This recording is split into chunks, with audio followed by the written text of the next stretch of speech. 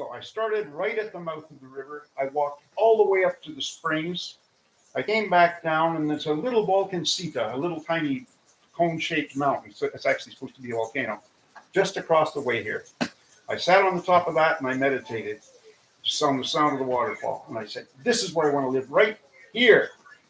I went back down to the dock. I saw a boat leaving, so I got about 3 hours before there's another boat. I struck up a conversation with a local. First thing he asked me, "Do you want to buy land?" I said, "Yeah." "You got some land to sell?"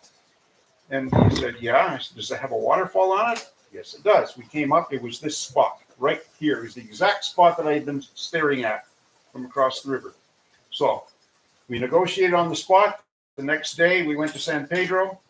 I had my first piece of land. It was 1.5 cuerdas. But then the rest of the family, they all had pieces of land, adjoining this one. So I had 6 cuerdas. I said, "That's enough. That's 1 full acre. That's enough. Because I can be doing it all by hand." So that's the story of how I got here. You were going to be doing all what by hand? Farming, building. That's why you came. That's why I came. Okay, cool. Yeah.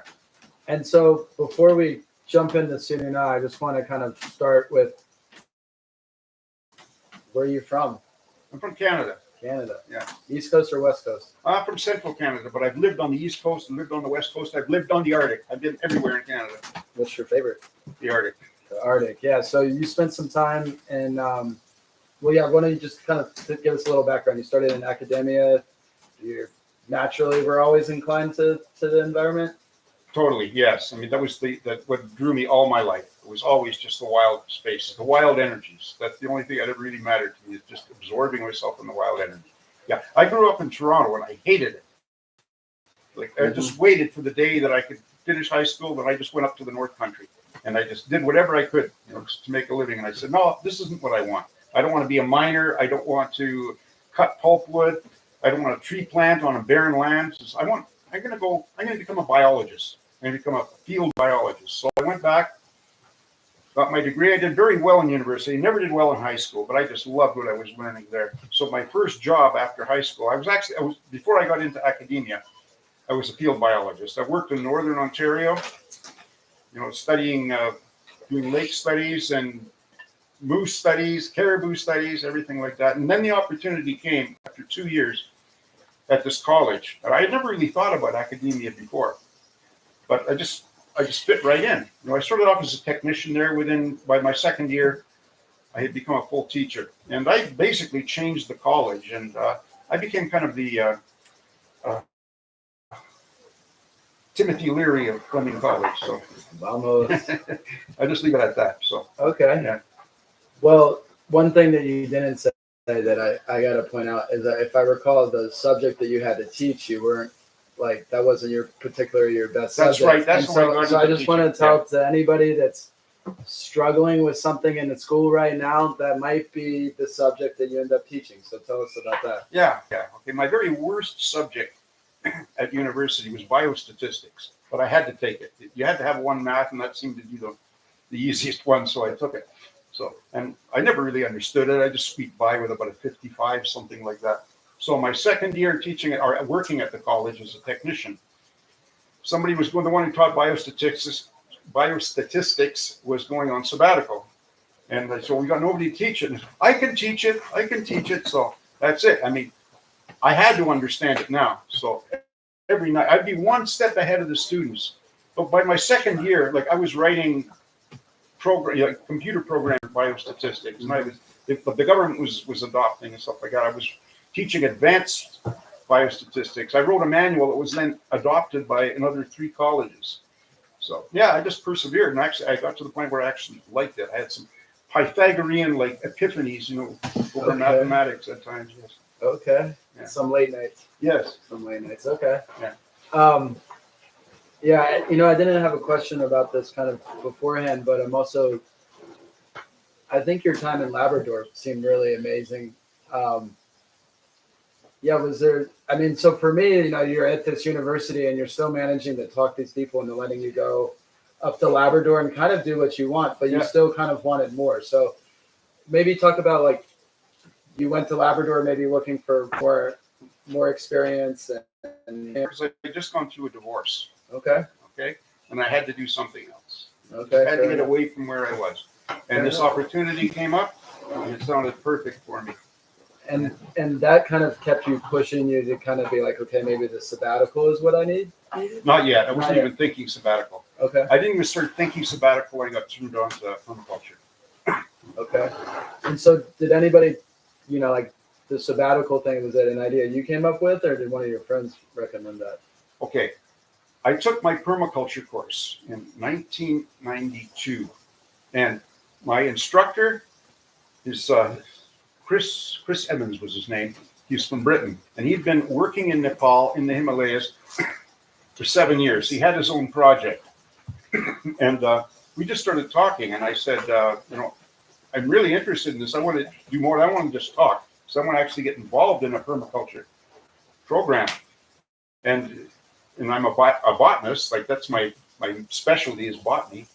I said I could be some use to you, and he said, okay, sure. So I approached the college, and they said, sure, please go, Terry, and please come back the old Terry. But the old Terry was gone forever. So Fair enough. yeah. Fair enough. And so, yeah. So, what year do you feel like you started changing your perspective to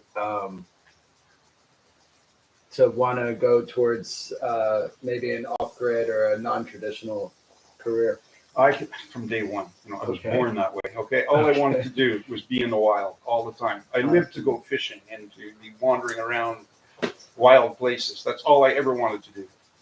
And so, at one point in your book, you described Western society as a fossil fuel Fuel-sucking monster. Yes. Yeah. So, was there a specific moment that made you realize that? I mean, people unfortunately are still realizing that today.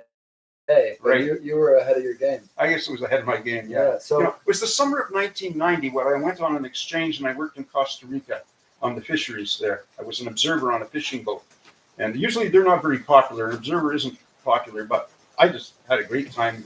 We'd be a week at sea, and then we'd come in and I'd just lay the money down. I was getting paid by the fishermen. I just lay it all down. We'd all get drunk on my money. Fishermen after a week at sea. And it was after that experience of being in the tropics when I came. I said, why would anybody stay in this frozen wasteland? If they have a choice. I said, I don't want to be in Canada. And just, like the life was so simple. What I saw down there, the fishermen just living in little houses, very simple houses. They don't need any heat. They don't even need electricity if they don't want it. It just seemed like a life that made sense. If you got coconuts and fish, you don't need anything else. And it seemed like I saw. After that summer, the summer of 1990, I was on a mission. I said, phase myself out of this life, and I'm going to get myself to the land, coconuts and tropical beaches. And so, do you have kids? Yes. And were they supportive of you starting to say, "Hey, They know I'm crazy." Dad's having his crazy time. He's going to Guatemala or going just to travel." Yeah, but I was always doing that. Like, okay, I went through the divorce. My oldest one was only 7 years old, so they were used to me not being around. Like the time I stayed at the college mainly because of them, that I wanted to be a part-time father. But by the time the youngest one was in his mid-teens, they didn't even want to bother with me anymore. I said, okay, guys, you're on your own. It's time for me to start living the life I've always dreamed of. So, okay, yeah. Cool. Well, looking back on it, do you think there is hope for Western society to shift? Okay. Before anything can get better, we have to go through a major crash. Yeah. It's going to happen. There's no way around it. I mean, like there's 8 some odd billion of us now. There was only 2.5 billion when I was born. There's just too many of us, and the billionaires are controlling it, and all they're concerned about is profit, and that's not going to change. Uncle Donnie isn't going to change that. Yeah. So, do you think at the point where you left, was there a chance to be more sustainable at that point, or were we already past? We've been past that. For a long time. When do you feel like there was a breaking point in terms of society choosing not to pursue profit over people? I guess before your life. Oh yeah. Okay. Yeah. Wow. Well, I guess that question was an easy layup. Yeah. So, was there? I guess the sabbatical would probably be the turning point that made you leave your career, right? That's right. Once I had spent that time in Nepal, I tried to go back to work. I lasted about 6 weeks, and I went to see my doctor, and she said, "Yeah, you're crazy."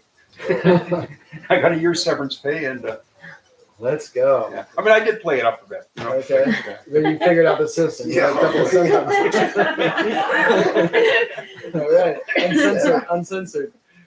All right. Well, awesome. So yeah, so we'll come back to kind of Nepal and your travels, but I definitely wanted to spend some time talking about finding this beautiful place that we're at right now, Sununa, Lake Atitlan. And I guess my first question is, when did you start to first feel like this was home on the lake? You maybe we'll just start with you coming to the lake.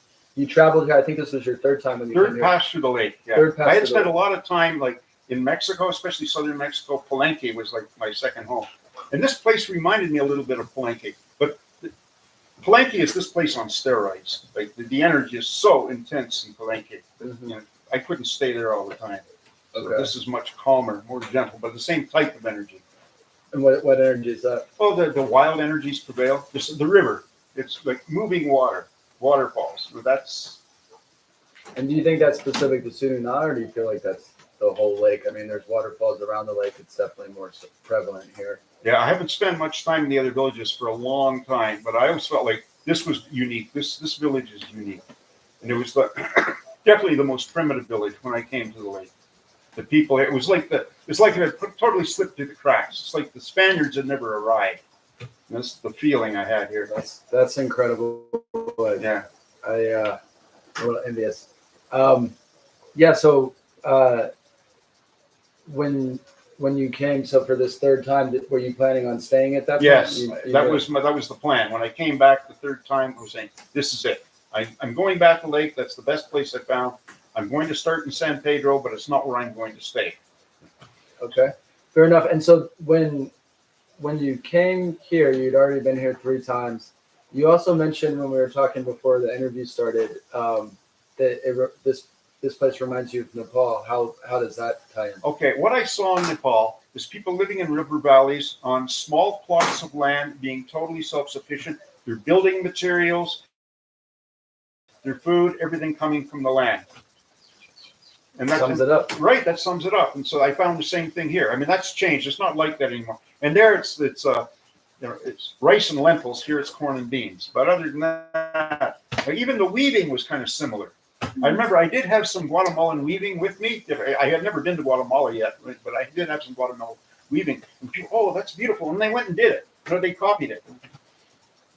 I mean, incredible. Yeah. So when you first arrived here, I think I said at the beginning he's known as the first gringo. That's real. So you were the first gringo in Sununa. There was 2 houses right at the lake. But they didn't live here full time. No, they didn't, and they never came up. You know, they never left. You know, their comfy zone. Yeah. And so you came to the valley in 96? 96 is when I first built here. Yeah. And But so I think 94 was the first year I was on the lake.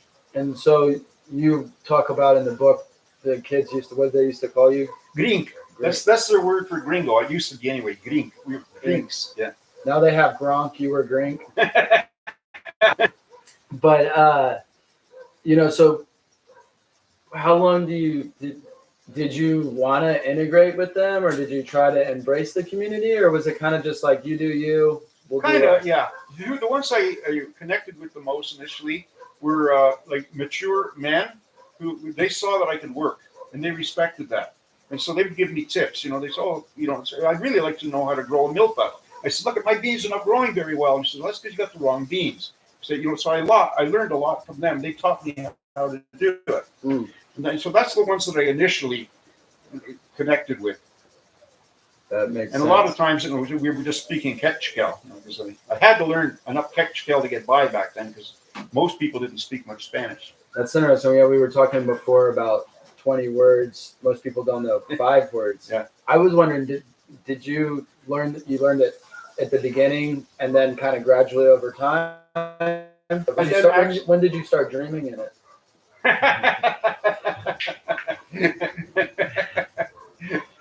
When I started having the beautiful young Mayan girls show up. Okay, fair enough. 2006. We'll Yeah. get there. Yeah.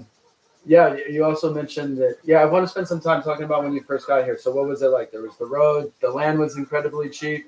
Yeah. But you just kind of decided to buy one place. Was that because you didn't have a lot of money at the time, or did you didn't come here and were like, I wanted land speculate and buy a couple Manzanas? I didn't have a whole lot of money, but I had, really good wad. I could have bought a lot more land. I was on this crazy trip back then that I wanted to totally forget about money. I wanted to escape the money economy. I didn't want to get involved in buying, selling, thinking about money. I said, I want to forget about money.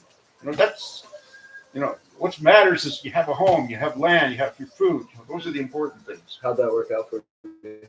Well, I realized the world wasn't going to let me forget about money, but I didn't really need all that much. I became quite a minimalist. I still am. I don't need much money. I just and so try to get by with that as little as possible. Have you always been a minimalist, or? Yeah. Okay. And so when you moved here, this actually where we're at right now was the first. This was my first farm. First farm. And how many cuerdas was this total? It was 6 cuerdas. At the time that I sold it to Shad, it was 6 cuerdas. Okay. And he expanded it. He bought a lot more. How much do you think you paid for the 6 cuerdas? For the 6 cuerdas, it was about 20,000 quetzales. 20,000. And at the time, I think it was 5 quetzales to the US dollar. I can't do my math that fast live, Terry. Way to put me on the spot. Come on. About 5,000 US. 5,000 US. 4,000. 4,000 US. Yeah. Okay, wow. How did your yeah, it's interesting kind of where you're talking about you're trying to get away from money. I was curious how your perspective on land ownership has changed over time. Because this wasn't the last property you bought. You bought a lot more. You ended up buying more. I did buy a lot more property over the years, yes. I totally into personal ownership of land because you can do what you want. If you're renting a piece of land, you're kind of limited what you can do. And if you own the land, you can say fuck off, which, you quite often have to. You got people here that you don't want around.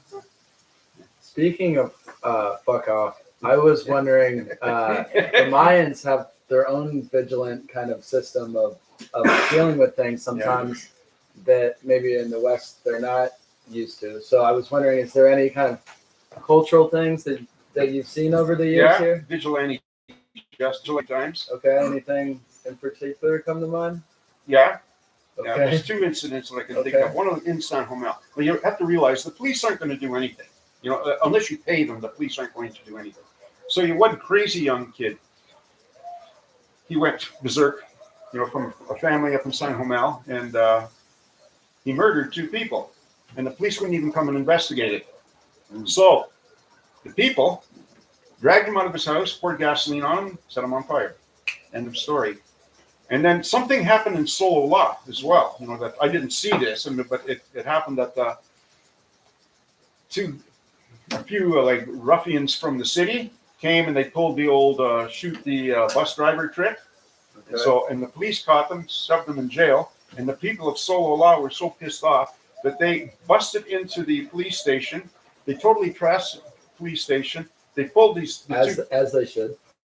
Yes. Okay. They pulled these people out in the old gasoline and fire trick, and then they completely trashed all the police vehicles, and they drove the police right out of the town. Do you think that's a Mayan justice cultural thing? Yeah, I think it is. There is like there's like a shadow government here a little bit. The Mayans have their own. Let's hear about it. They've got their own hierarchy here. They've got their own stuff happening. Like 2 things I say I have in common with the Mayans. I don't go to the gym to keep fit, and I don't dial 911. Okay, I like that. I might steal that. So, this is kind of a more serious question, but I think one thing that's interesting is that it's because you have been here over time, you've witnessed this, and some of us think, is this all influence of maybe gringos in the last 10 or 20 years? But my question was, alcohol use always been prevalent with the locals, or was it something that was a problem? Alcohol has always been a problem. Yeah. Okay. And the drug use? No, there wasn't too much evidence of drug use here. I mean, San Pedro, of course. Okay. But yeah, the ganja. I think I'm not aware of a drug problem here. Mm-hmm. You know, maybe it's going on. I don't know. I've never heard of people doing crack here or crystal meth. I mean, they smoke ganja, but that's good for you. Okay, fair enough. Yeah, I think so too. Yeah, I didn't have this question in my mind, but it just kind of came up. Is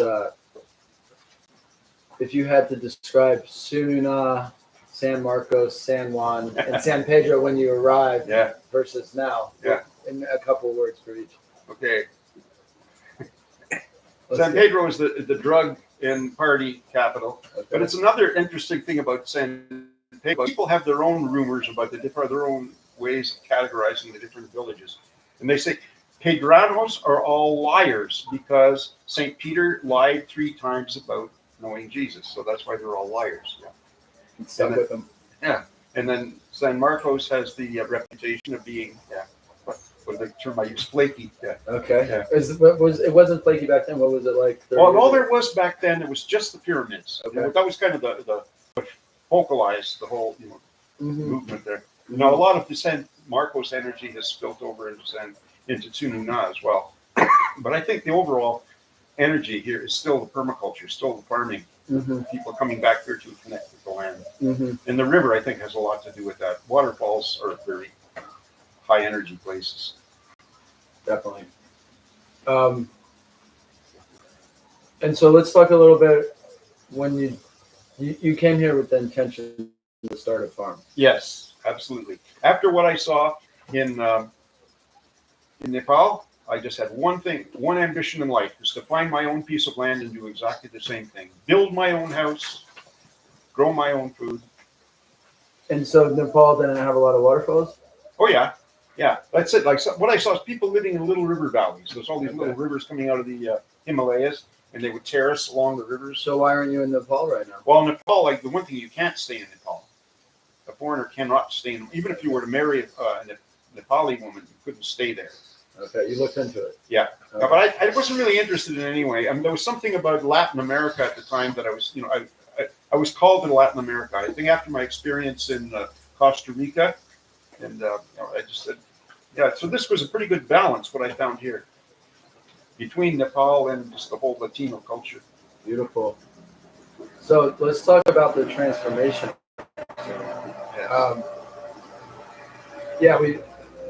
I think, we have a tendency to think about the transformation with a lot of buildings coming into Sununa, but there's been changes in the flora and the fauna over the last 30 years that you've seen. Can you kind of talk about, like, what did it look like before, and what was it like before then? Because, like, if you've heard any stories, or what was the different, like, what was above Shabak before they planted coffee, So if you have any knowledge that you want to share with us, this might be a good. Well, for one thing, most of the people grew their own food back then. Most of the people had their milpa. That was the main thing they were doing. If they had coffee, they had a little bit of coffee, but it wasn't like that's all they're doing now. There's very few people that are growing their own corn and beans anymore.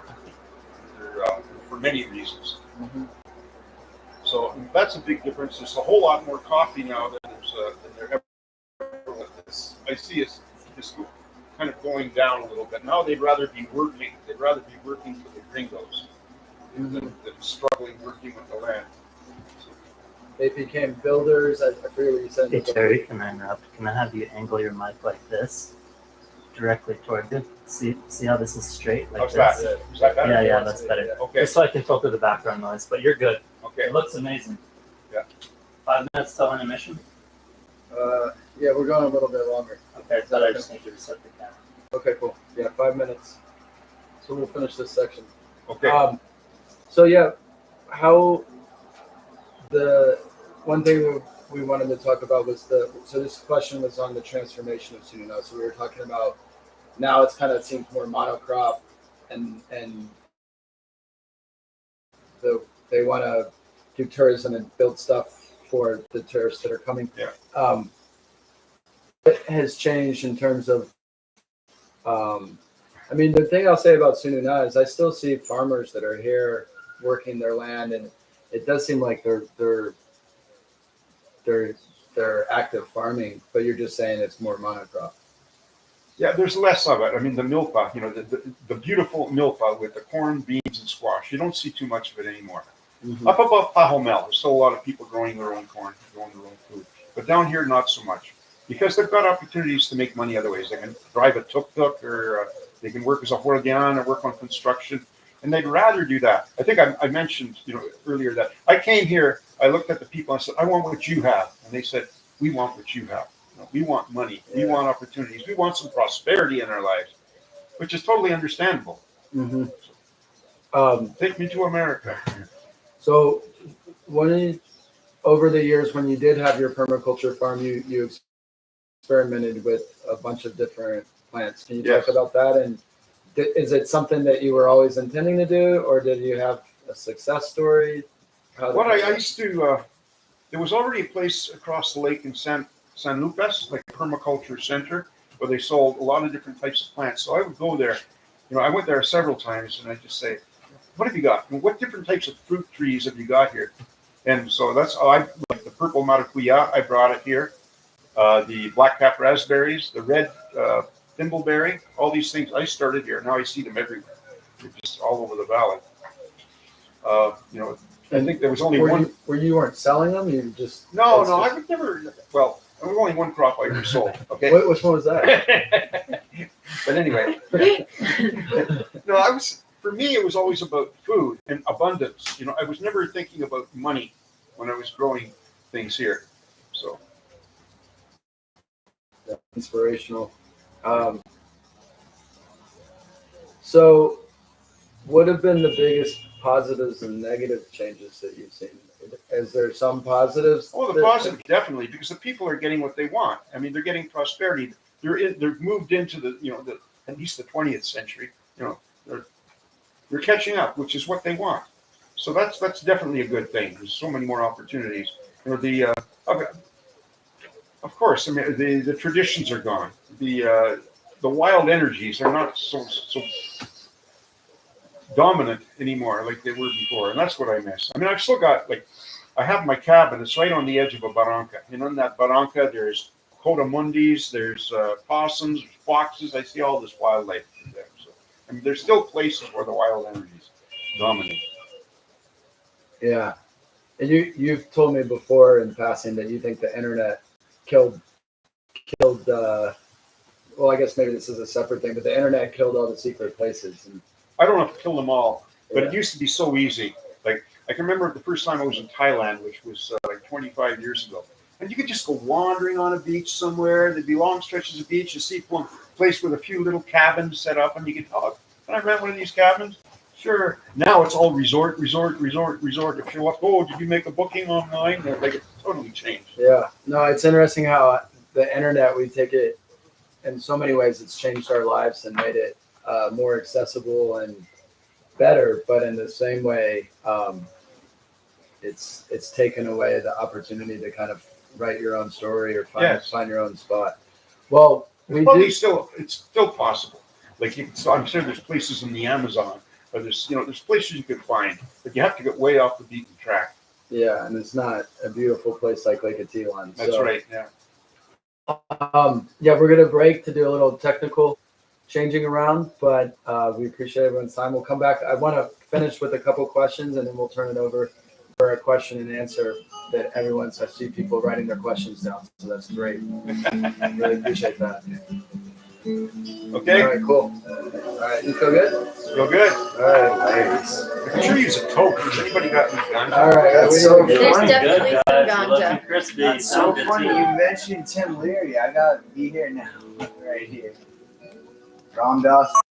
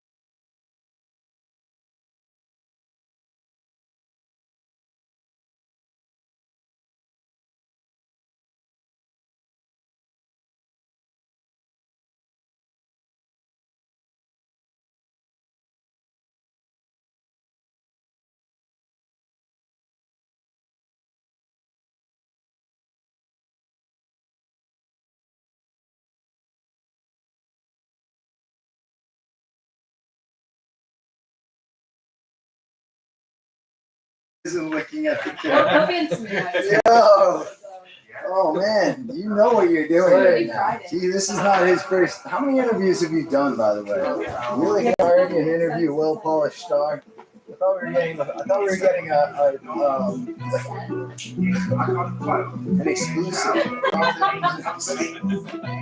So how many interviews have you done? Buddy hit the officer. Okay, you guys ready? I don't. We're gonna start now, thank you. Alright, we're live streaming. Try to start. Thank you. We're live. We're live. All right, perfect. Are we back to it? Back to it. All right, thank you guys. Ready? Yep. All right. Well, wait 1 second. Terry's got to step off camera to take care of A word from our sponsor. a word from our sponsor. The So- station identification, yes.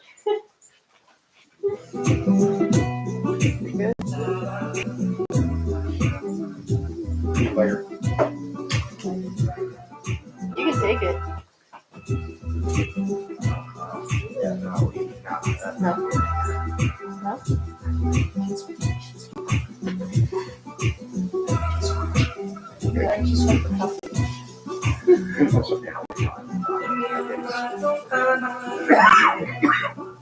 Just gonna close.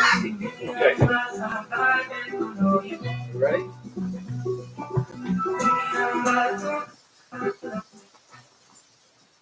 All right. No in. All right, we're back. Carrie, it's been a great conversation so far. I really appreciate it.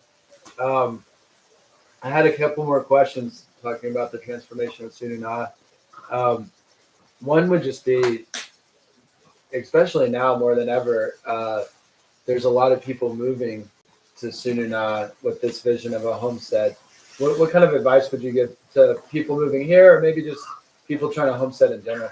Yeah, good luck if you want to do it in Sununa. There's not much land left, but there is land higher up. There is a lot, around Pahomel, there's hardly any tourists up there.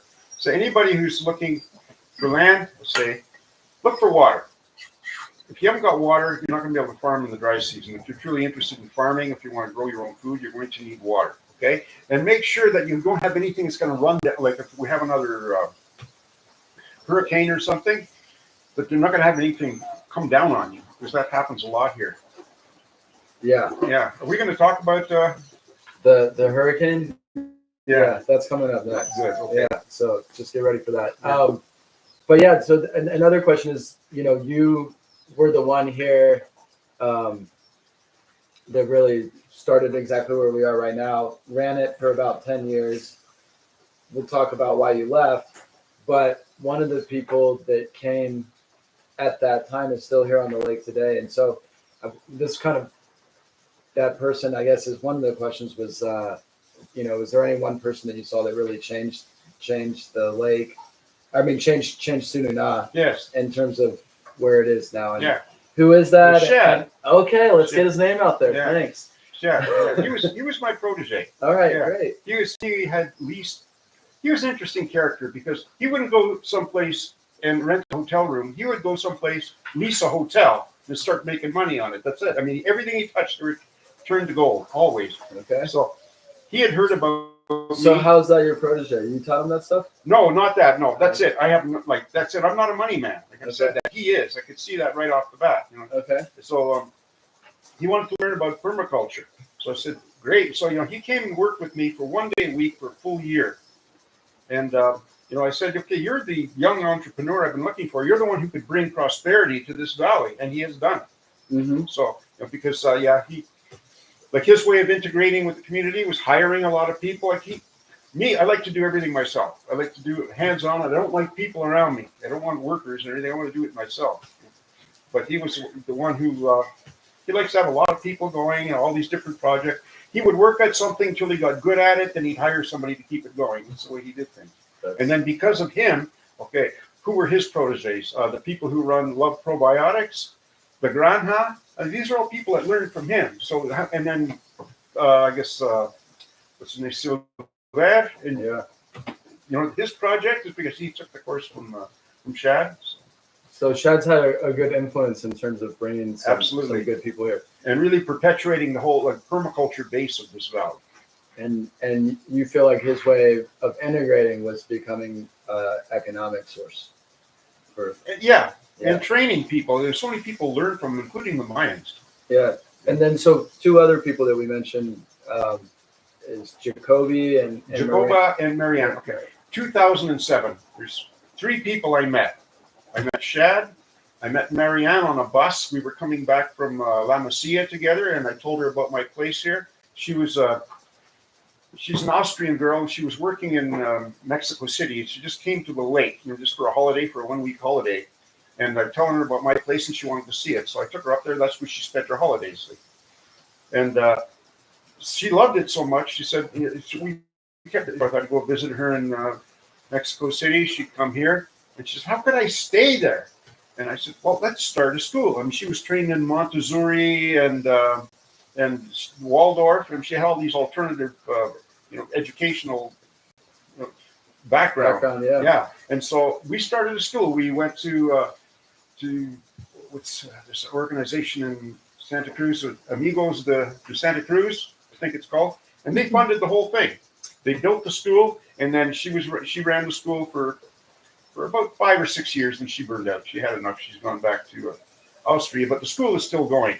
That's cool. Yeah, but it's not an alternative school anymore. It's just a regular Guatemalan school. Well, it's still a school, right? Right. And then Jacoba showed up. So real quick, when you decided to start this school, you're a permaculture guy. You don't like hanging around people. Like, what made you be around a bunch of kids? I didn't. Okay. No, I didn't have anything to do with that. Okay. I just got the Just school clarifying. going. Yeah, right. Okay. No, I was kind of the person in the background. Yeah. And so, what were you doing in the background?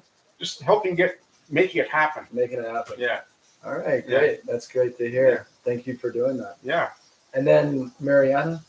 Jacoba. Jacoba. Laura Jacoba Epstein. Yes. Okay. She showed up at my place once with a group of tourists. I mentioned to you that used to be guides that just spontaneously show up with groups of tourists. So she's, my God, do you need any volunteers? And I said, be back here tomorrow at 8 o'clock. She was staying in San Marcos. Now, usually that weeds them out, they don't make it. Yeah. And so, but she did. She showed up the next day and the next day and the next day, and she worked with me. And she said, I got to tell you something. I just inherited a pile of money. Epstein, she's from a Jewish family. She said, I don't know what to do with it. And I said, well, buy some land. You can't go wrong with that. So she did. She bought a big piece of land up there. And then she did her university online while she was here. Some hippie university. She got credits for a goat project, got credit for starting community gardens for the women. Had a lot of things going like that. Okay. Maybe these things aren't going now, but the influence is there. Yeah. And the integration with the people is there before. But now, because of that, I mean, she got to know so many of the women and everything in the village. Same with Marianne. Really, got to know the women. Interesting. Yeah. And Both of them, they're not no longer on the lake. They're no longer on the lake, no. Marianne still owns her land, but Jacoba's land has now, she just sold it all to Hendrik. Mm-hmm. But I'm still in communication with both of them. They're interested in the lake, but they just moved on to other things. And Jacoba is an amazing musician, and what's she going to do with her music when her son's home now? So Fair enough. She's got to go to San Marcos, I guess. yeah, right. What out of the businesses that you've seen in Suna that have been over the years, the ones that are still here, is there something that they're doing different? What's any common thing that you see? I'm trying to think about businesses. Maybe it's just Shad's business. Well, it's the same, the same with the Grandha or the and Love Probiotics. Yeah, permacapitalism, as I said. Permacapitalism. There we go. Yeah. I don't know if that's an official word, but now it is. Yeah. Great. Well, I do want to get to the natural disasters, right? Because I feel like was a pretty monumental thing that happened here on the valley. It definitely shaped it. Yes. And I think it's also important for the next generation of people that are coming to the lake to hear this story. So tell us about Hurricane Stan. Hurricane What Stan. led up to it? How was it in the news? Was it a category 4? We had had constant heavy rain for a week. We were living on a bowl of jello already. What month? In October, which is quite often. Late. Yeah. It's the time of the heavy rains usually. So it was already, the ground was saturated. And then the hurricane hit. Then Hurricane Stan hit. And so, my God, what a night. Like, I remember the night. I was living right beside the river. My little house was right beside the river. And all night long, I could hear the sides of the mountains come down. And it would just sound like a train going past my house. This noise coming down there. And I could see, I just shined a flashlight and everything. I could see trees, huge trees, just flying along like toothpicks, and boulders like the size of Volkswagen Beetles, just like ping pong balls, just bouncing along. And then, that was all night. Like, I didn't sleep at all. I don't think anybody did that night. I don't know. You ever heard this old Johnny Cash song? How high is the water, Mama? 4 feet high and rising. That's what was going through my mind all night, just watching everything. Well, like that. And then come morning, when the morning came, so I figured, okay, I got to get out of here. Just had a few things packed. They started walking out. Everywhere I went, there was another river. The river had bifurcated. It had cut channels all over the place. And so I'm tracking you. You're walking that way? I'm walking down. Or you're walking down. Walking down. Towards where we are right now, we're at the Chilan Organics, Los Almenos. Yeah. You're walking down towards Gaia, our favorite place. Yeah, I guess walking down towards Gaia. Yeah, but it was still just a trail back dance. then. Yeah. Not an aesthetic dance. And you got to like. The river was actually running on both sides of my house. Like the river, there was a channel cut right beside this house here. So there was the 2 channels that it cut. And what the river was doing, I could see it doing this. So it had this huge load of rock and mud that it would bring down from the mountains, and it would just flying along. And as soon as it reached the point where the river widened a little bit, it would drop the load, make a dam, and cut 2 more channels. So then come morning. So I'm trying to leave. Everywhere I go, there's another river. I finally got to around Shut, and there was a huge river there, and there was about 40 people on one side of the river. And I remember everybody had like this glow about them. We all this look, and I could feel, I exactly the same. It was all this like wide-eyed look that we had. And they were just putting up a rope. And one by one, we were going to swing across the river. And so I just showed up, and one of the guys said, okay, Gringo, you go first. Okay. So a few preliminary boxes, and then swung across, and the people, yay, like that. Then one by one, we all moved across. And I say, in that moment, everything changed. In that moment, I became part of the community. I was totally accepted in the community. Yeah. But you say in that moment in the book, and I appreciate that, but I think that you must have felt the same way too, because after that point, you helped them rebuild for a number of months. How long was that process? Oh, it was going on. And talk about that you had to go to San Pedro to evacuate. Right, they had to go back to the evacuated town. They brought boats over from San Pedro. They took everybody out. Nobody here died, but apparently in Santiago, there was a mudslide that buried 4,000 people. Like, that was wicked. Yeah. And then, looking up from where I am there, all that new construction, all the new buildings, that was complete. There was no vegetation. Like, it was about maybe a half a kilometer wide, just total swath of gray. Everything just wiped right out. It's just mud, kind of, or Mud and rock, Mud mainly and rock. Yeah, okay. yeah. So it's serious. It was serious, yeah. And so I walked with a hydrologist after that. Came and we walked around, and he's saying that this was not even what they call the 50-year storm. You know, they got this, I don't know, whatever, 50-year storm, 100-year storm. But he said, but every 100 years, this valley is like a toilet flushing. Shh, just everything gone. Wow. Reset. Reset. Okay. Well, when was the last time we saw Terry? Well, that was Terry, that was a come bit- on. That's what you're supposed to tell us. Come on. Well, I guess Stan was the Was the reset. reset, yeah, but not a major reset. Who knows? Who knows? So with climate change, you know, who knows And, when we'll have and, another and storm. how was Agatha different in 2010? Agatha was different because the ground wasn't saturated. When it hit, no, the ground was wet, but it wasn't, you know, so much like that. But it was watching that because I was already up there. I was already living up top, so I had a beautiful view of the lake. I could just see this black mass roll over the mountains and come flying across the lake. And I said, man, this is gonna hurt. And this hits. And it was like, 4-hour wall of water that came down. There were a few derumbes. There was a bit of channel cutting, but nothing like in Stan. And yeah, I guess it's kind of intuition, but you watch this valley change overnight, more or less. And so, how's the ending of the valley? Well, just I used to walk around and said, I guess maybe the river ran here 1,000 years ago, or you know, you get this, you know, time. You think that everything's gradual, but no, it isn't. You know, most of the geological changes in it, like what is a relatively new geology, maybe 30,000 years old, something like that. Most of it is catastrophic. It is not gradual. Okay, well, that's something to think about when we're Absolutely. building Like there's, and planning I homes. mean, I feel for anybody, you know, that's right down in the floodplain. Like the Mayans, they sold all the land in the floodplain. You know, I could have bought up the whole floodplain, you know, for about 1,000 cubic a cuerda. So don't pay $100,000. Yeah. So, yeah, what how do you feel about the newer development? You're kind of feeding right into my questions here. Yeah. How do you feel about the newer developments in Sununa being built in relation to this flood risk and what you've experienced? People are in for a shock, you know, when it happens. If and when it happens again. I'm hoping.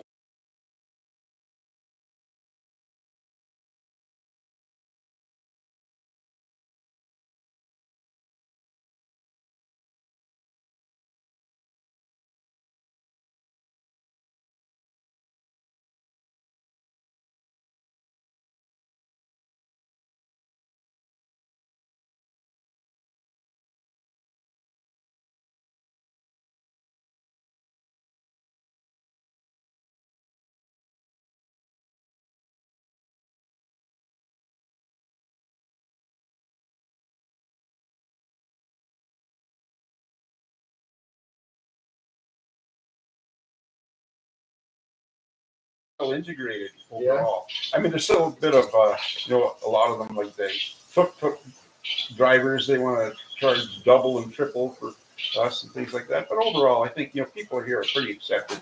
You know, people realize that they, you know, hey, I don't have to go to America. I can work for the gringos and I can make a decent living.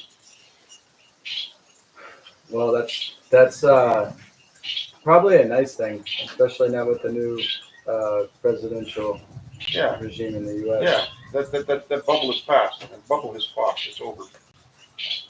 And so, was there any traditional Mayan techniques that you saw of how they responded to natural disaster? And then also, was there any things that came up from your time in Labrador or survival techniques that you were like, in a leadership position, this is what we have to do? I can't, you know, they've had things out of control. Yeah. I think, you know, all my experiences as you know, working, like teaching wilderness survival and all that is what kept me calm through the whole thing. You know, like, hey, you know, I can get through this.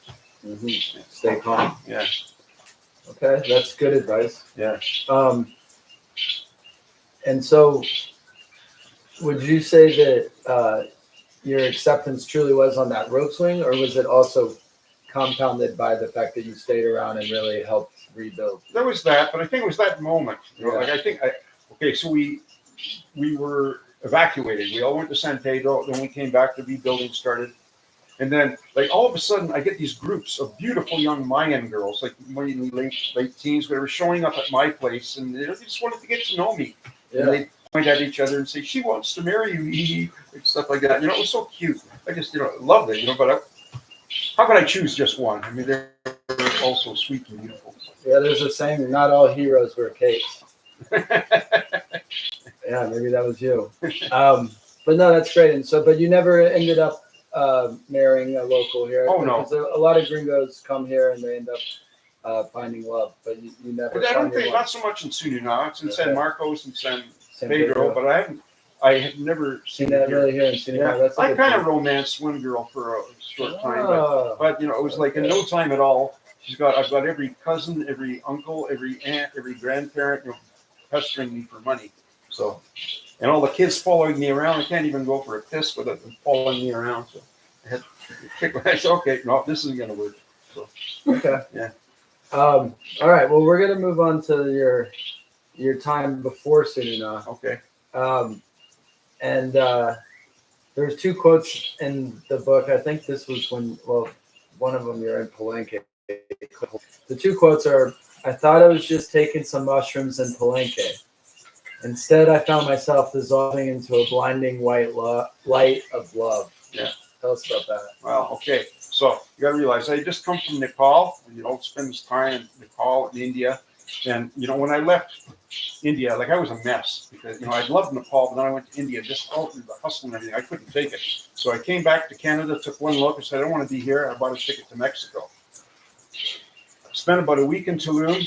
I went to Palenque. I got Palenque at about 5 a.m, and as soon as I got there, I can hear the howler monkeys yelling and everything. I hadn't slept for 24 hours, but I just had so much energy.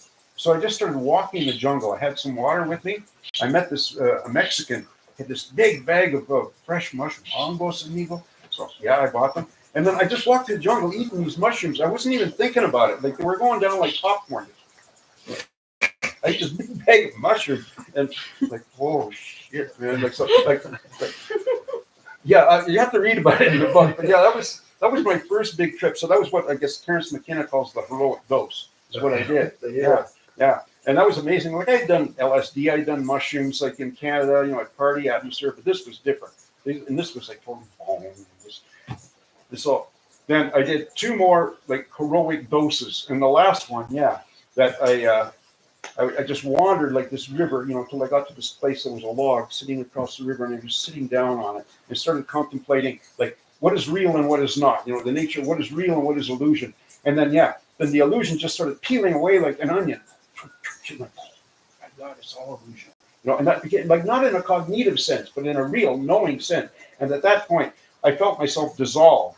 This light was on me, this intense light that was like nothing like any light of love. And I just dissolved right into it. And it was like that for about an hour or something like that. And when I started coming out of it, and I just think, my God, I'll never be the same again. And I wasn't. Then my world for a few weeks after, my world was translucent. I'd be talking to people and they just I'd see right through them and stuff like that. And then my powers of manifestation became super after that. Because, I was aware, everything is an illusion and it's my choice of illusions. I can create, whatever I want. I did it here. Fair enough. Yeah. Wow. Is this Terry speaking or Yoda? It's interesting. My next quote was, I ate a handful of mushrooms, walked into the jungle, and watched the layers of illusion peel away. Yeah. I think you just said. So Yeah. We'll skip that one. But yeah, no, that's a pretty cool or interesting and fortuitous kind of how it all came together for you, and you came onto the hero dose. And I think, did you say you did it 3 times? 3 times, yeah. And I tried to do it one more time, but just a low dose of mushrooms, and this was with a bunch of my friends in Palenque. And the mushroom spoke to me. It said, "What do you want to know today?" And I said, "Nothing. I guess I got it figured out. So why are you here?" I'm holding a tree for the next 6 hours. It's just a drug. It's just a drug. It's just a drug. Okay. Wow. Yeah. So school's out. That's Fair enough. And what was it like in Real de Catorce? the 14. Yeah. You want it? Yeah. Okay. But I already. Do we want to save it for the book? Your chance. Yeah. Let me read the book. Yeah, there we go. But at the end of it all, you said that psychedelics eventually had nothing left to teach you. And what do you mean by that? Well, that's it. I mean, most people approach these things it's like a party drug. They do it for like entertainment, something like that, or they do it like with a guru, or a shaman, who leads them, guides them on their experience. And like, okay, you can get a certain level of that, but I mean, you walk the last mile alone. If you really want these things to learn from, if you go to school with them, then okay, you reach a point where there's nothing more they can teach you. Mm-hmm. I guess the mushrooms actually, like that's my last trip there. It said if you want to know any more, you can't stay. That's Yeah. So you had to make a choice. yeah. I didn't want to anymore. I have no desire to do any to do ayahuasca or anything else. Yeah. And so I guess that was my question: is what's your perspective on the growing trend of Westerners trying ayahuasca, trying I think it's more excellent. Good. indigenous? Great. Yeah, I'm totally for it. But you got to. I mean, if you really want to learn from it, you got to be ready. Yeah. And you've got to ultimately do it alone. Your final trip has to be alone, Mm-hmm. and preferably in nature. Okay. In Palenque. Yeah, Palenque. Okay. And do you think that the psychedelics are necessary? Were they necessary for deepening? For me, they were. For deepening your Absolutely. For Yeah. me, they were. Maybe not for everybody. Some people seem naturally high, and there's I met people in Nepal that I don't know if they ever did mushrooms, but they're just through meditation and their Mhm. discipline, they reached in Yeah. an enlightened state. But for me, yeah, they're a catalyst. They're definitely a catalyst. Mhm. I think for most Westerners, because we come from such a fucked up place, that I think that very help. useful. Yeah. And you've only really experimented with plant-based psychedelics? I've done LSD as well. Okay. Yeah. And did that speak to you the same way? No, I mean that was all like laughing and playing music and partying. Yeah, not the organic stuff. Yeah. And if you could go back and give your younger self advice before that first psychedelic experience, Nothing. nothing. It just all happened for me perfectly. Like I didn't get into drugs when I was young. Like I was well into my 30s. Before I was about mid-20s before I even started smoking ganja. And once I discovered it. Okay, well you had to make up for some lost time. Yeah. So the next kind of section is just kind of tracking your life as a wanderer. And so I'm wondering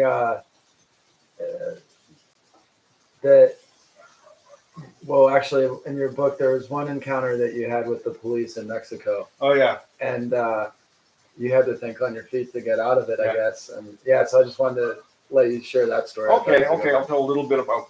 I won't tell everything about my time in Palenque but eventually I went for my walkabout.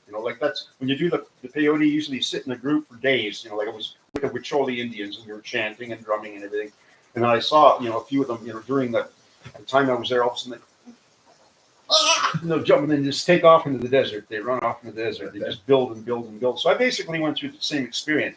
So I did my 3-day walkabout in the desert, and I had met a brujo. Like this is before I went for my walkabout. One of the young Huicholi men, he took me. So I said, "Why do you meet this guy?" So I picked 6 peyote buttons, which I was going to bring back to him. So I had them in my pack, and I'm walking out of the desert. And I see a white Jeep coming towards me. I don't think anything of it. Pull up, it's the police. Okay. So he said, "You've been eating peyote." My eyes. What can I say? So I didn't say anything. So God. caught. Yeah. So he finds my peyote, and I say, "So can I pay the fine on the spot?" That's a good line. When you're caught. Why not? Yeah, right. Shoot your shot. That's right. Yeah. So it all depends on how much you have with you. Maybe we have to phone your family. I said, "I have no family." He says, "Well, where's your home?" I said, "I have no home." And he said, "No home, no family. Why not?" I said, "Keeps me close to God." And Oh, oh, oh. And he starts talking to me like about life, the universe, and everything. We just talk about shit. And he said, "Give me 100 pesos." He gave him 100 pesos. He says, "Here's a peyote. Buy it from Dios." Yeah. Yes. Be kind. Be kind. Yeah. Find God. Yeah, but he don't tell me. He said, "Never tell anybody. I let you off easy." Okay. Well, this is live streamed into the world. Yeah. So you spent a number of years traveling through India, Nepal, Mexico, and Central America before settling in Guatemala. What were the lessons that you think you needed to learn during that time?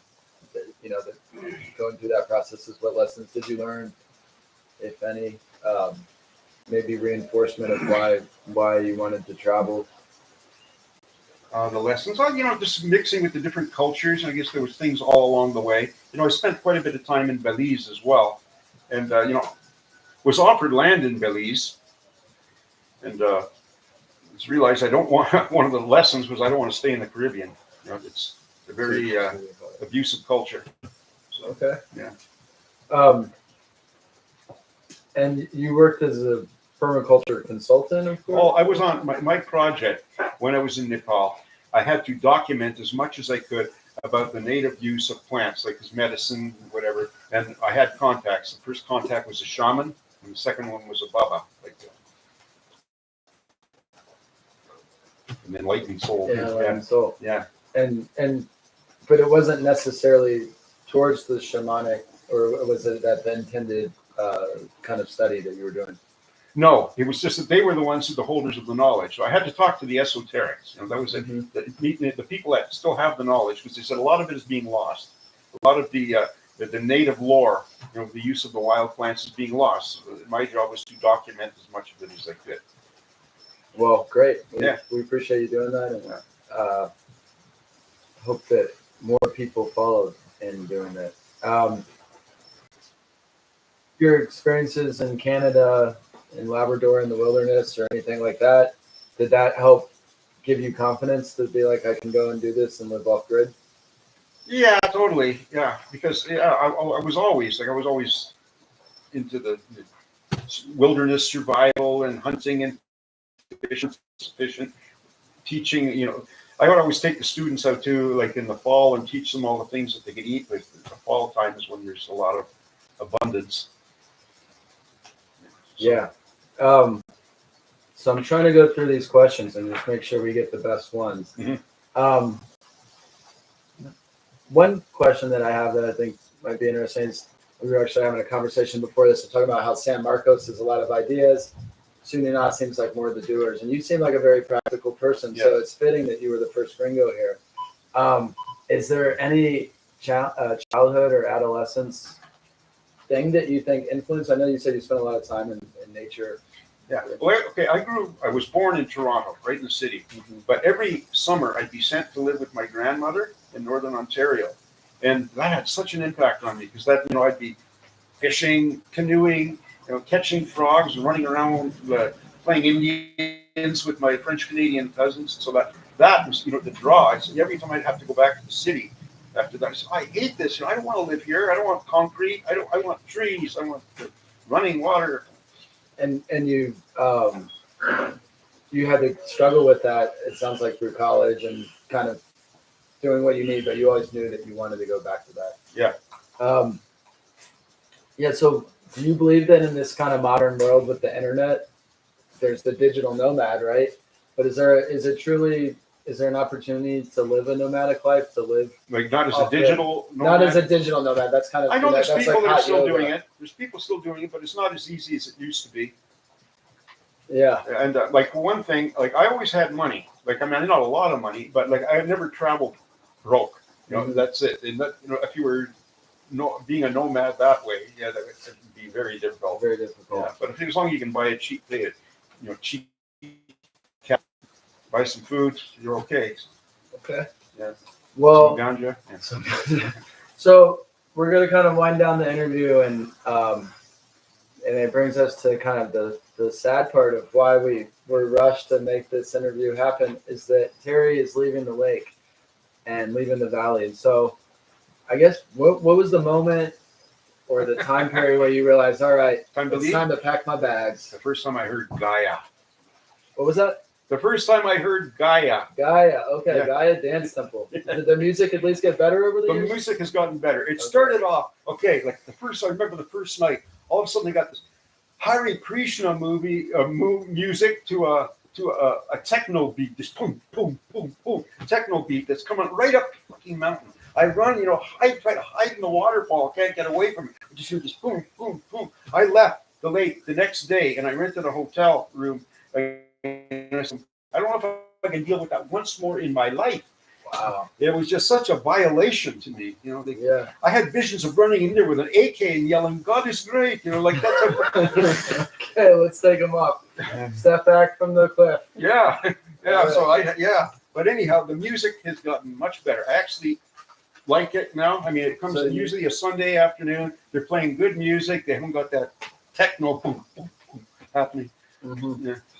But you do feel like that kind of the violation, or I don't know about violation, but the music and that.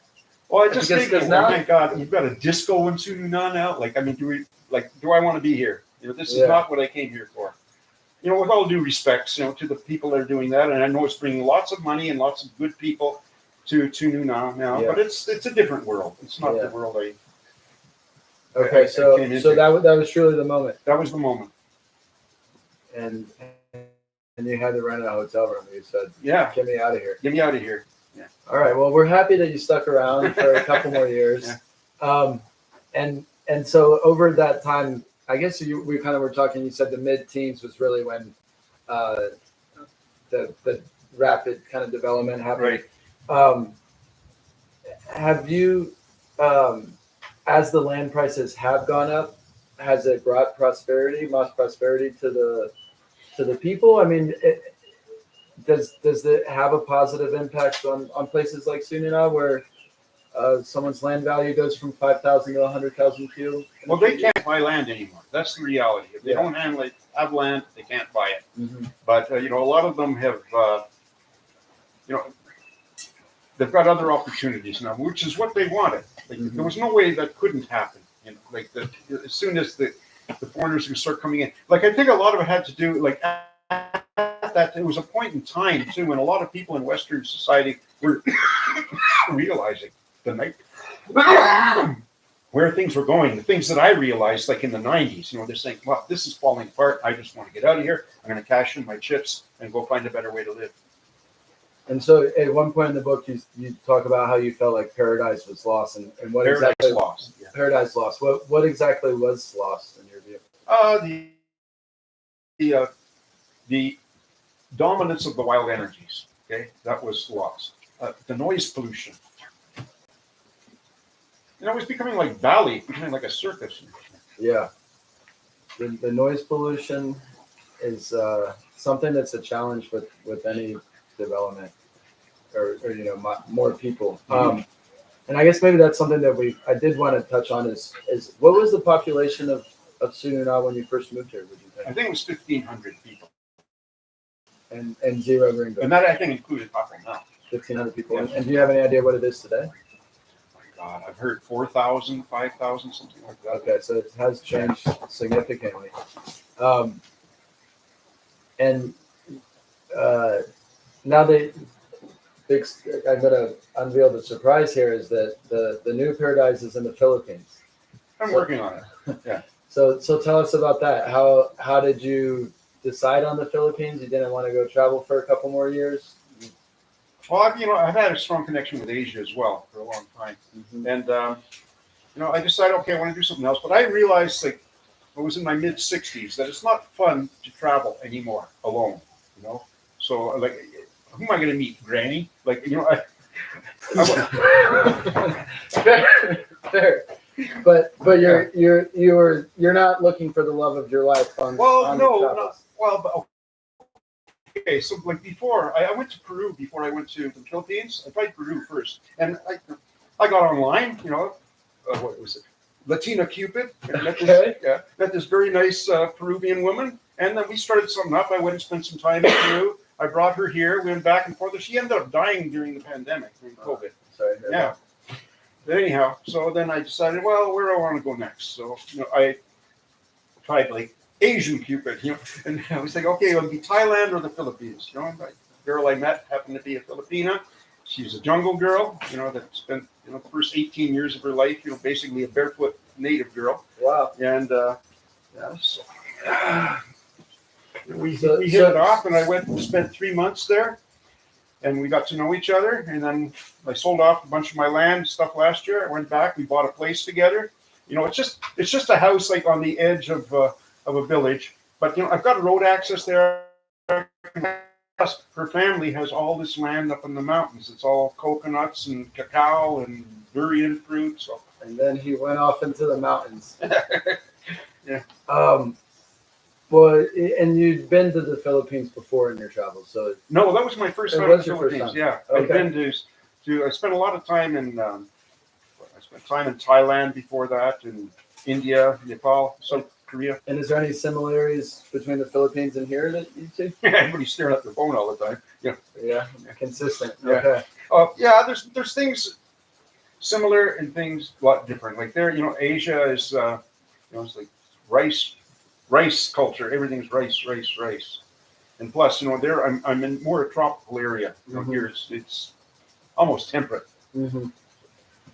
So, are you just teasing us, or are you really leaving the lake long term? My plan at the moment is spend 2 years in the Philippines, then come back for a while. But who knows? Like the dominoes are falling fast right now. Like I don't know. We don't know where we're going to be in 2 years from now. That's true. So That's true. So we'll see. But that's my tentative plan. One back step in at a 2 time. years. Yeah. Okay. Well, Terry, it's been really a pleasure to interview you today. We're going to do a question and answer after this. My name's Stephen Bird. I'm with Birdhouse at Lawn.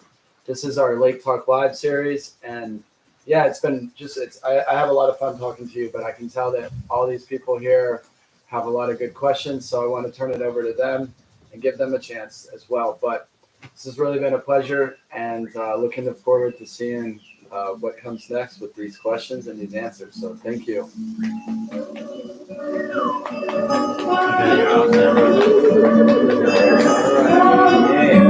Dude, am I gonna put that Randy? That had me dying.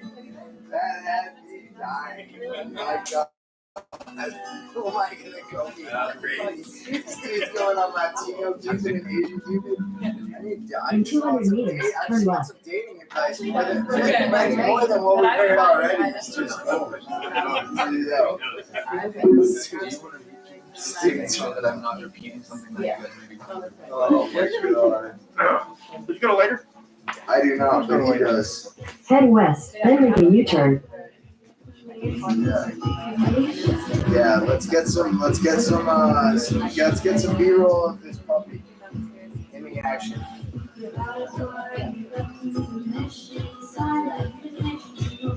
Very whereabouts in the Philippines? South?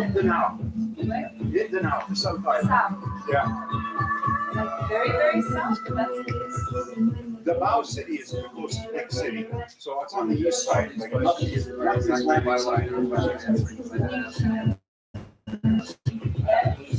So, are we gonna stay set up like just a microphone, or how do we? when I went to the south.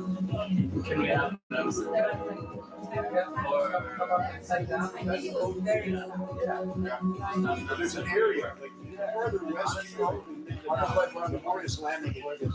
And there's also, yeah. It really is just a question of Everywhere. yeah, you can love it. No. So I didn't know your last name was very good at sharing. No. Taste them. No. They're still pretty good. Yes. Did you know that It's the same thing. Come on. I'm sure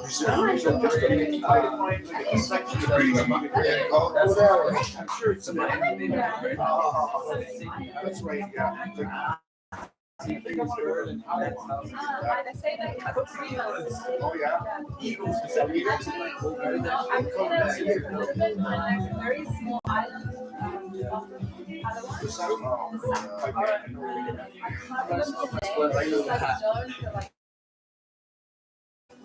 You're a rascal. Where's that split though? The old trees. But yeah, it's like the power line is actually good. Government they're very close up the island.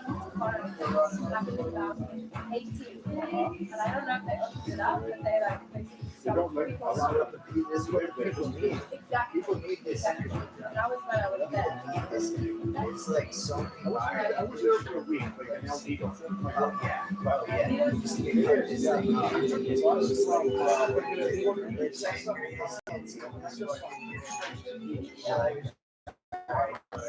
Motorcycles, and then I was Guy.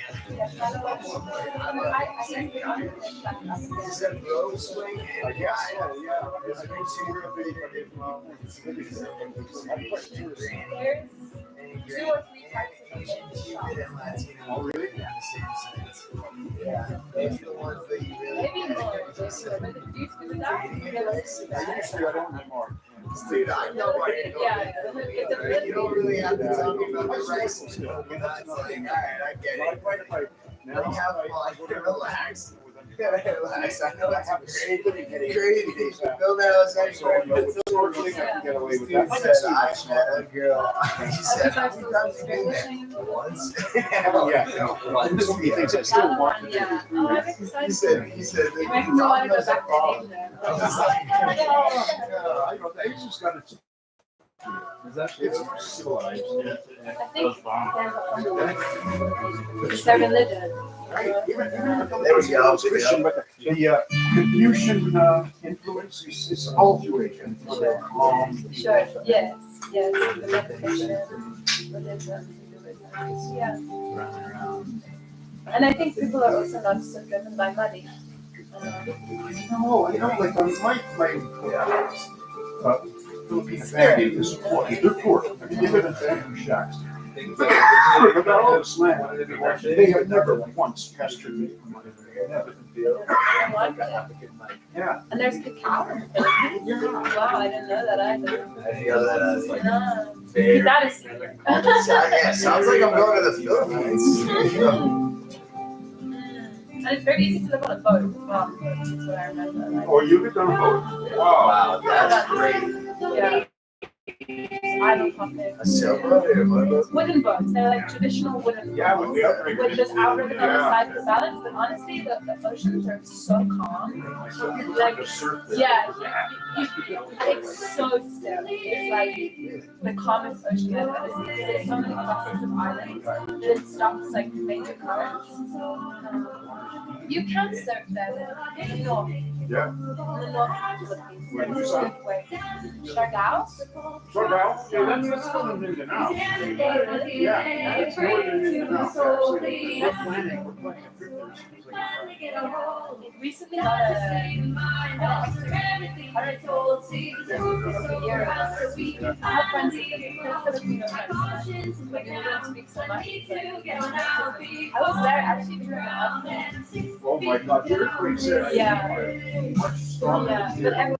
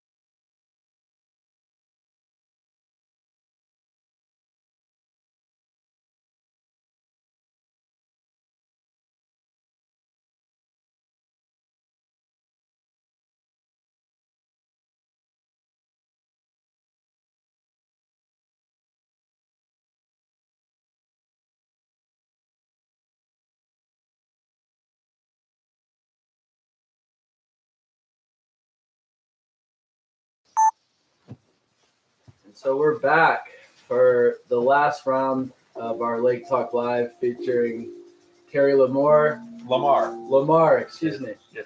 Terry Lamarre, who has recently written a book, How Silent Was My Valley, which inspired a lot of the interview questions that we had previously. But now that we've had those questions, I'm going to turn it over to the audience to ask questions, whether from the previous questions in the interview or questions that they have for Terry themselves. So with that, I'm going to pass it over and just announce say your name and where you live.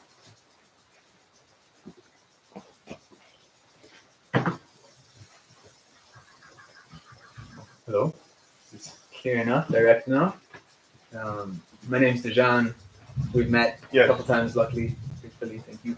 I've lived in Sununa mostly for the last 6 years. I'm privileged enough to have gotten here in quite a wave, and now continue to live here, continue to create a beautiful life. It's such a blessed land. So I'll get to some questions if I may. Firstly, I and some others have observed this economic difference between the vitality and the prosperity of the local Mayan people in San Juan, for instance, and how here, I mean, Sununa is still considered one of the poorest villages in all of Guatemala. And I'm just curious from your perspective if the model of the arts and crafts and the entrepreneurship that they have there can be translated and welcomed and invited and elevated here in Sununa, or is it just a different game, a different kettle of fish? Okay, I'll have to ask you, like, I haven't spent a whole lot of time in San Juan since it has transformed. So how much of that prosperity is going back to the hands of the people? I mean, is it reason? It used to be the poorest village, one of the poorest villages on the lake. So are those people, like, has that brought them prosperity? Relative prosperity. The majority of wealth is being circulated amongst the locals there. Okay. Far more so than in Sununa. Like the net worth of what's in Sununa, it's like 90% in the farming community, right? So it's like, how do we let that bridge and bleed into the local people, other than us foreigners just giving them jobs? Like, how do we elevate them as business people, you know, doing their job? Right. But the situation in San Juan is that they, weaving was still very much a part of their culture. It's not so much here in Sununa. The women make like the things that the rietes, they call them, that they wrap tortillas in. They make very nice ones, and they make those bags, that people wear. But other than that, I haven't seen very much weaving here, not like in San Juan. And that's what gave San Juan, a basis, to develop this art scene. I guess I would have to leave that more to the artistic, entrepreneurial people to answer. Okay, that's because I think that's probably out of my bailiwick. I'm just a farmer. Sure. Yeah. But I mean, that being said, this has historically been more of a farming village, right? And like you said, the permaculture capitalism, like, should we just keep fostering them, like working with their strengths and with what they love doing already? And I think that's pretty, good way to go. Like, there's a lot of them that are working here within the permaculture, like for shad or for the granja, or love probiotics, learning about like how to make the end products, the quality end products from the products of agriculture. We tried to get things going in community gardens, and it worked for a while. They want gold. They want to make. Yeah, they want money. Yes, and it didn't work. So I don't know. That's there'd be better people to take that. I hope so. I hope that something could be fostered here. thank you. Yeah. Okay. Getting into a little bit of an edgier realms, I've had quite a few run-ins with some pretty volatile dogs, and there's dog shit everywhere. It's quite a hectic thing, and I'm curious, like, historically, how were the Mayans dealing with that, and what has happened since? Machete, just take care of it, one and done, right? Yeah, I remember, like, one of my closest friends of mine. I was over at his place once, and I saw that his dog had mange. He was getting mange. And I said, how do you guys cure your dogs? He said, we don't cure dogs. It was just that simple. Like, and the one thing, like, I used to see so many dogs with mange, so many starving puppies around here. What's his name? Aaron something. Yes. Yeah, I mean, he started this thing. God bless him. You know what he's doing. I see the dogs are doing much better in this village. I have thought of maybe I'm going to buy 100 ivermectin pins and donate them and say, get somebody to just walk around and look at dogs that have mange and give them, because I still see that. I still see some dogs really suffering from mange. And would you say that root of like the loving attention and giving them care and like housing them, so to speak, is actually that would be the best way forward than our new age moral code of conduct?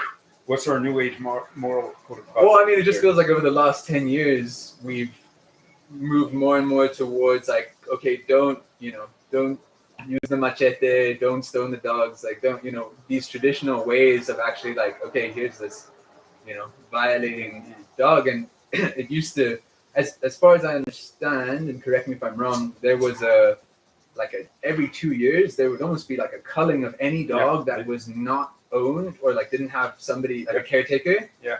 And it wasn't a problem. Like it was just That's right. Yeah, they got to control rabies and the overpopulation. Yeah. It's still a problem. It's my heart sometimes to see it, but what can you do, right? We can't all be errands. We can't all be errands. It takes a lot of loving attention, eh? Perlitos. And like maybe even one little step edgier.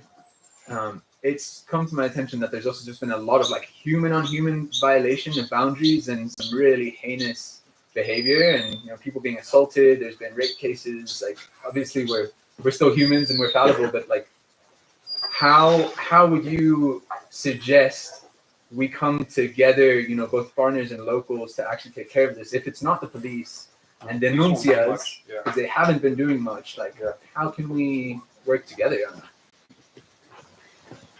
There was one person in San Marcos.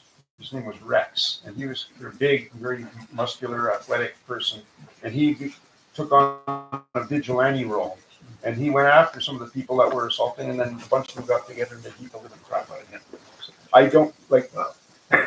All I can say, yes, we do live in a place that is kind of violent. Like I remember when the wave first started here, all the people coming to Tsununa, and people were getting robbed constantly at the waterfall. I mean, I can remember, this pretty little hippie girl walking up the trail. You tell me how to get to the waterfall. She had a $1,000 camera around her neck and stuff like that, and walking alone. It's like, be careful. That's it. We do live in a dangerous place. Don't go places alone. Don't go out. Be careful at night. Right. We don't have to be vigilantes, but we can be vigilant. No. But I'll tell you something. Until like this time, I don't have some. But the little side pocket of my jeans here, pepper spray. I don't have it now, but I always used to carry pepper spray. Okay, I've never had to hit a human, but I've hit 4 dogs. Over the years. Carry pepper spray. You use it. Practice drawing it. Quick shooting. Right. Well, thanks for going into deep waters with me, Terry. I really appreciate your time. And, okay. Back in your journey, man. Thank you.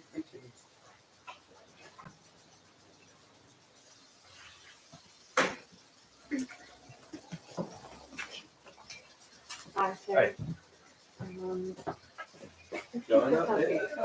He's cute. My name's Hannah, and I think we've met a couple of times. Yes, we have. Gladly. Yes. And I've been coming back and forth to Tsununa now for around 2.5 years.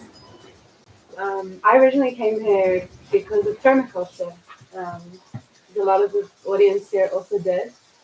But mostly because I was inspired by the idea to live in community.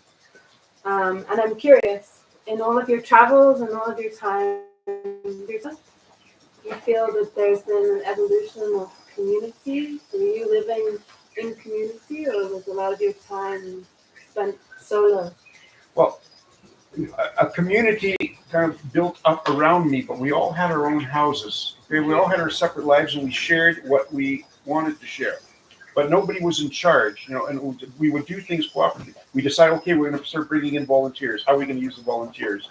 And we had the goat project. We all had our own little thing that we had to do with the goat project. I wouldn't milk the goats because I'm just no good at it. The goats kick, put their foot in the bucket, and all that stuff. So I cut feed for them and this. So that's how it evolved. But we described ourselves as an autonomous community of like-minded people.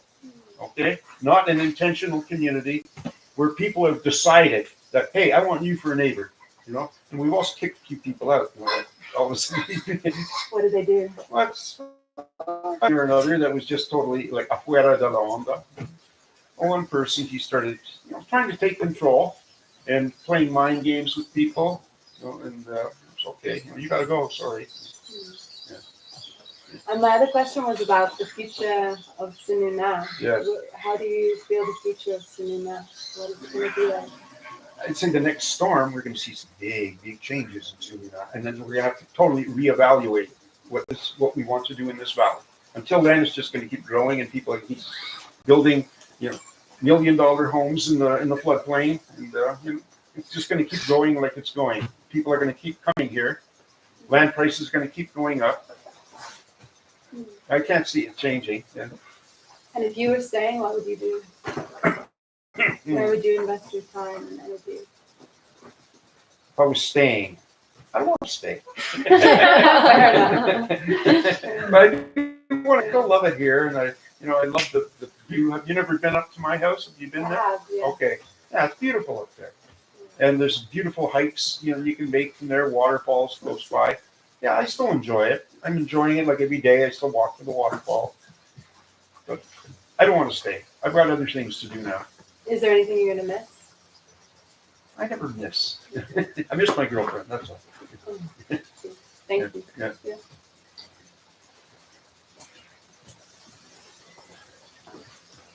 All right. Well, that was really great. And one of the big things about the format that I'm trying to experiment with is to do an interview just to kind of get the juices flowing, but then to turn it over to the audience to ask their questions. So Hannah and Dejan, thank you so much. They have their own unique perspectives, and I honor them. Yeah, so that, like, both of them, Terry, what was your kind of reaction from this? Did it go as you were expecting? Yeah, pretty well. Okay. Yeah, I truly enjoyed it. Okay. I don't do this. This is kind of like being a professor again. Yeah. I kind of like that. Okay, cool. Yeah. Well, I got one last question for you, and I think Hannah was kind of trying to get it out of you. And so my question is, if you were coming back with your kids and you lived to be over 100, so you're coming back in 40 years, one of your kids is living in your house now, at least part of the year. What do you want the valley to look like? Assuming a flood has probably happened by then. What's the valley look like? What's the valley going to look like? Yeah. Okay. In 40 years. In 40 years, if we have a storm, which we probably will in that Yeah. time, the valley will clean out. It'll be just everything will be washed away like a toilet flushing, and then everybody will build back up in the same place. You think it'll look the same? Probably. Okay. I don't know. Who's to say? I mean, I believe there would be smartphones 10 years. Like, I don't know. The world's changing so fast. I can't predict. The one thing that I really value about you, and I saw this throughout the conversation, is you are a very honest person, and you also seem like, you know, when you don't know something, you don't try to make it up. So I appreciate that. But yeah, with that, I just wanted to conclude this and offer any more questions out there. Looking over here, looking over here, here. Any more questions? I think we're winding it down. So Terry, thank you so much. And it's been an honor, and we look forward to the next time you come back and do a round two. Okay, and we can even do one from the Philippines. Maybe we can connect there. Everybody go to the Philippines. Or we can do it like online. I'll put everybody up here. All right, there we go. We're gonna have some hands. Yeah. All right, cool. We're We'll all drink coconut wine. awesome. Chris.